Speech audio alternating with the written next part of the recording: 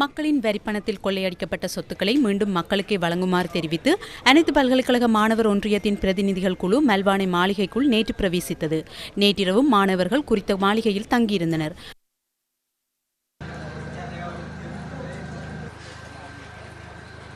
மக்களின் வரிப்பணத்தில் சூறையாடப்பட்ட சொத்துக்களை மீண்டும் மக்களுக்கே வழங்குமாறும் பல்கலைக்கழகங்களில் நிலவும் இட நெருக்கடி பிரச்சினைக்கு தீர்வாக இவ்வாறான சொத்துக்களை பீட வளாகங்களாகவும் விடுதிகளாகவும் மாற்ற நடவடிக்கை எடுக்குமாறும் பல்கலைக்கழக மாணவர்கள் வலியுறுத்துகின்றனர்.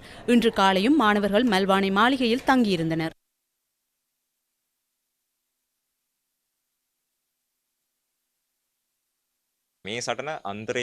இந்த போராட்டம் அனைத்து பல்கலைக்கழக மாணவர்கள் ஒன்றியத்தின் பிரச்சனையோ அல்லது பல்கலைக்கழக மாணவர்களின் பிரச்சனையோ அல்ல. இந்த போராட்டம் ஒட்டுமொத்த மக்களுக்காகவே முன்னெடுக்கப்படுகின்றது. ஏனென்றால் மக்களின் வரிப்பணத்தில் கொள்ளையடிக்கப்பட்ட சொத்துக்களை மீண்டும் மக்களிடமே ஒப்படைக்க வேண்டும் என்பதே இந்த போராட்ட காலத்திலிருந்து எமது கோரிக்கையாக இருந்தது. இந்த சந்தர்ப்பத்தில் 70 வருடங்களாக நாட்டை பாதாளத்திற்குள் தள்ளிய அரசியல் குழுக்கள் மீண்டும் தலை தூக்க ஆரம்பித்துள்ளன. அத்துடன் மக்கள் மத்தியில் பல்வேறு தவறான கருத்துக்களை பகிர்கின்றனர். எனவே பொதுமக்கள் இவ்வாறான விடயங்களில் ஏமாறக்கூடாது என கோரிக்கை விடுக்கின்றோம். எமது போராட்டத்தின் வெற்றியை எம்மால் எட்ட முடிந்தால் இந்த பலன் மீண்டும் பல்கலைக்கழகங்களில் இருக்கும் எமது அன்பு தம்பி தங்கைகளுக்கே உரித்தாகும்.